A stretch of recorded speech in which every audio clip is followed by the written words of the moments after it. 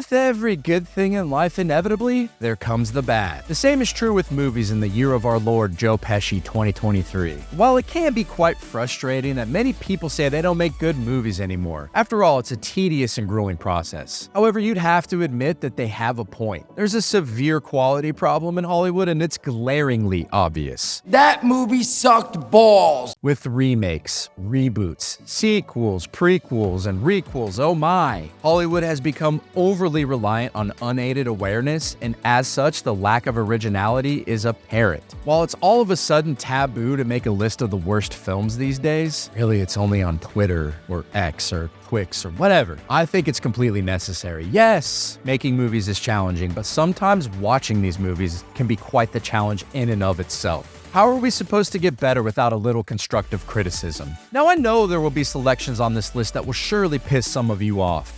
I am nourished by your hatred! But remember, this is my list. I get far more traction with my negative reviews these days than my glowing reviews, but that's just the day and age we live in, am I right? Gotta love the internet. Before some of you tell me to stick my head in the oven for my strong disdain for something you loved, I'd also ask you to remember, I am but a mere jackass, and my opinion shouldn't offend, only inspire. Sometimes you seem so arrogant, so superior. Feel free to let me know if you agree with some of these. I always love hearing from you, the dear viewer. So without further ado, let's get rolling.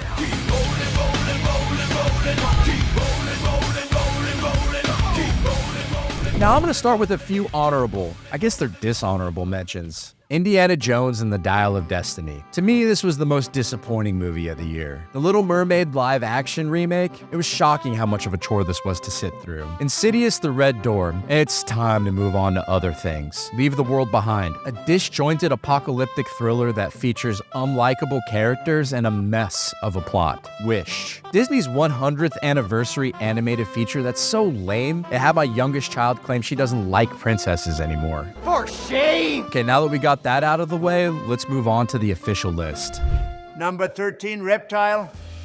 Reptile's an odd film. It has a killer cast, an intriguing premise, and a good atmosphere. But unfortunately, the movie's second and third act are so muddled, confused, and dumb that it strips the film of any good grace it set up from the get-go. It's also a well-made film, but it's edited together in such a disjointed way that when it wraps up, you're left with an overwhelming feeling of apathy. The performances in the movie are commendable, but it slowly starts to spiral down the drain the deeper we get into the movie. Films that debut on streaming services have seemingly started to become worse and worse, and no matter the big names they attach to them, the quality's in severe decline. There are, however, a few gems, but Reptile does not fit on that list.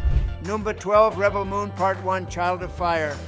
Like many, when I first heard about Rebel Moon, I was actually pretty excited. Zack Snyder's an interesting character in Hollywood, and while his filmography isn't something most would jump for joy over, he does at least have a few decent films in his repertoire. At least I've enjoyed them. After seeing his director's cut of the Justice League, I was encouraged that he could at the very least put together a competent and good-looking R-rated Star Wars film. And the fact that this wasn't R-rated as he initially pitched should have been the first red flag. While the cast in the film is pretty to look at, the movie itself's a slog to get through. Snyder took a sincere approach to style over substance in this film, which from a story perspective is completely incoherent. The acting is rough. The slow-mo at random times is unnecessary, the nuance is non-existent, and overall the whole experience is a very disappointing one. While it is a pretty movie to look at and the CGI is quite good, the film falls apart rapidly, and I can't be alone in wondering why we're supposed to care about a second part. Number 11, Candy Cane Lane. More like Candy Cane Lame, am I right? I remember a time in the not-too-distant past when Christmas movies had a certain magic and charm. Candy Cane Lane had the potential to bring all of that to this movie, but instead what we got was a Lifetime Channel quality film with some crappy CGI and a very bored-looking Eddie Murphy. Speaking of Murphy, he's been rather choosy with his projects as of late, so it was surprising to see him in a movie that was a crappier version of those crappy films he released in the early aughts. The premise of this film is relatively cool, and while he and his wife are at least likable characters, I wasn't crazy about the family dynamic and the awful way his kids treated him throughout. While I would like to discuss this movie more in depth, I've mostly forgotten about it, and I just watched this a month ago. Number 10, The Marvels. A million YouTube videos have been made about the Marvel's failure, so I won't pile on to that already full slate on this platform. I will, however, mention that this is not only the worst entry in the MCU, but it's easily one of the worst movies of this year. With several reshoots, cringe scenes that were supposed to be comical, a confusing list of what you're supposed to watch in order for this movie to make any sense, and actors who look to be bored with the content, this is the shortest film in the entirety of the whole MCU, yet it felt like forever to sit through. You'd like to think after this disaster, Disney took a long, hard look in the mirror, but let's face it, that's never going to happen. Number 9, Evil Dead Rise. Now, I know I'm supposed to like this movie. I feel like I'm taking crazy pills. The critical reception was actually pretty good, and I'm an Evil Dead diehard who's liked everything involving the series, even recent entries like Ash vs. Evil Dead and the 2013 reboot, but something was off with this film. You know that feeling when you're sitting through a movie and it just rubs you wrong the moment it starts? After that, getting through the rest of the film is like torture? Yeah? No? Well, that was me the entire time I sat through this in the theater. And after my negative review of this movie, I was told that Evil Dead hadn't changed, that I had. But this movie didn't feel like Evil Dead to me. I thought the scenario of being stuck in a decaying apartment building during a Los Angeles blackout was cool, but everything from the acting to the wooden writing just didn't work for me. I'm honestly convinced that AI wrote the script for this. If you like this movie, I totally get it, but for me, it was like pulling a rotting tooth out of my head for its entire runtime. Number 8, The Pope's Exorcist. Can we just be done with exorcism movies? This is one of 2 on this list. And in what could have been a cool movie, this instead went from a decent semi-true story to a ridiculous crap horror movie very quickly in the 3rd act. Russell Crowe gives an outstanding performance in this movie, but they did have a scene of him riding a Vespa, so it's all for nothing. No, only kidding. The horror and stakes in this movie are non-existent as it borders goofy territory. Let's take this scene for example. Who are you? Your worst fear. I am your demise. Why are you possessing this boy? 'Cause it feels so good to ruin such innocent flesh. But I prefer the challenge of an exorcist's soul. You only serve to diminish yourself. Don't lecture me, priest. See, it isn't menacing, it's poorly edited, and the ADR of the demonic voice is comical. The whole scene just has a cringe feel to it. If you weren't into this movie or haven't seen it, you'd be happy to know that with the ending, it sets up an entire Catholic demonic possession cinematic universe, because that's just what we needed. I can't wait not to see it. Number 7, not a catchy Imagine Dragons song, rather The Exorcist, Believer. Let's jump to the next film where another exorcism movie exists. The Exorcist Believer is the first part of a supposed trilogy and is the 6th installment in the franchise, but it's actually a direct sequel to the William Friedkin masterpiece a half-century ago. I know, it's all very confusing. The film's first act is pretty decent and was set up quite well, but then the movie keeps going, and this list was made for a reason. As with the other exorcism movie on this list, the demonic voice ADR is appalling and a major distraction. And the trailer showed that the great Ellen Burstyn would be making her return to the franchise through this movie, but her appearance in the film was clearly a money grab as it didn't evolve into much of anything. While director David Gordon Green, who's quite hit or miss, co-wrote and directed this, I thought he did an at least decent job with the 2018 Halloween reboot. He misses the mark with this generic, unscary retread into the Exorcist franchise. And by the way, Blumhouse acquired the rights for a staggering $400 million. The scariest part about this is that there's a trilogy planned. Number 6, Beau is Afraid.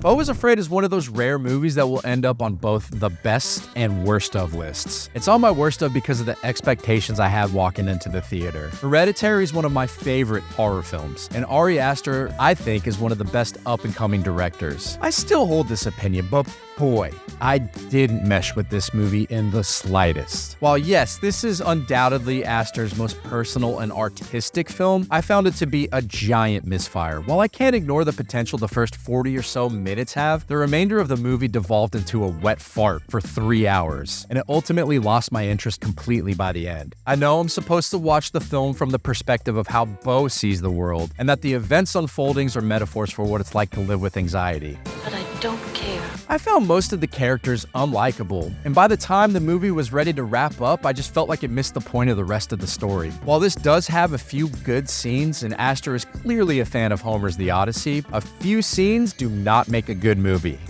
Number 5, Meg 2, The Trench. Who knew such a ridiculous premise could be such a snooze fest? And it was so boring.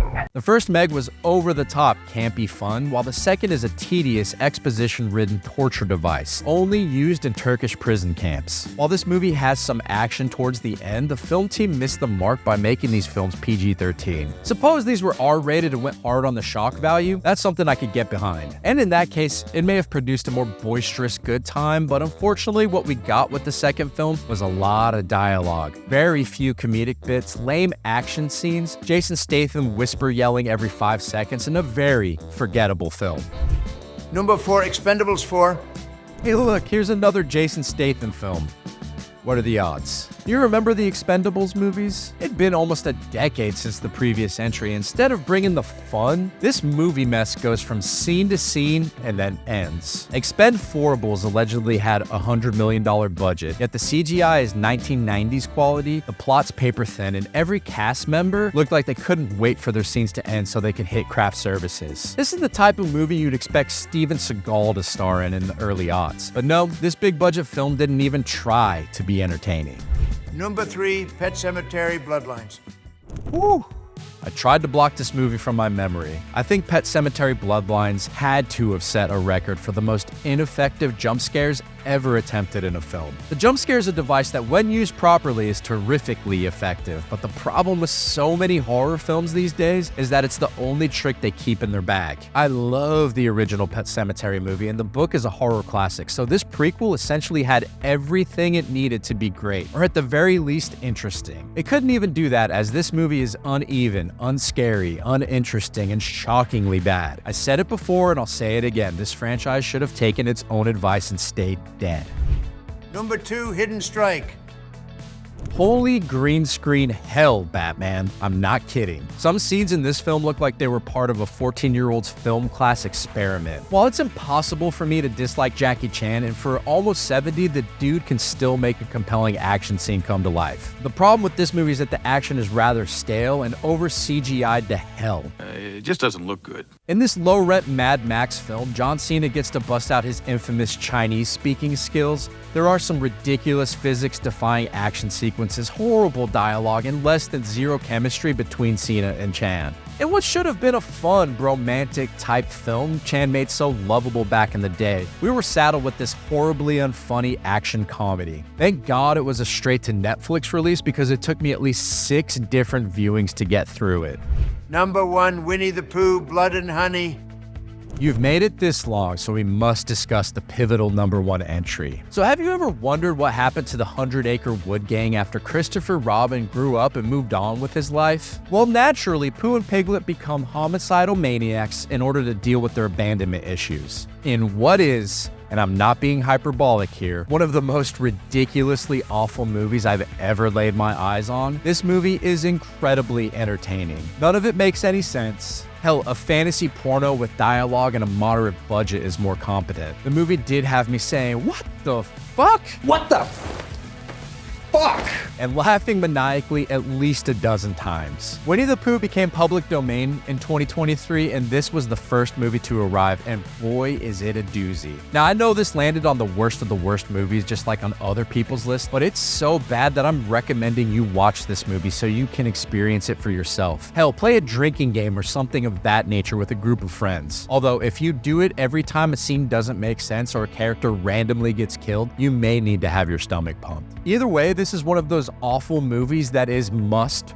watch. Please, you gotta see this. So there you have it. I'm sure some of you liked some of these movies, and that's okay. That's the beautiful thing about movies. They're subjective. We each walk away with a different experience, but I can assure you, Winnie the Pooh, Blood and Honey is a masterpiece of awful. If you've seen it, I'm sure we agree on that. Anyway, thanks for taking the time to watch this far. If you liked what you saw, please do me a favor and like this video, share it with a fellow cinephile, and subscribe for more top-notch content just like this. If you didn't like it but watched this far and wrote a comment just to tell me that, thank you for watching. As always, the opinions in this video are mine and mine alone, but what do I know? I'm but a mere jackass. I'll try to do better next time. Catch you later, friends. Oh, big gulps, huh? All right. Well, see you later.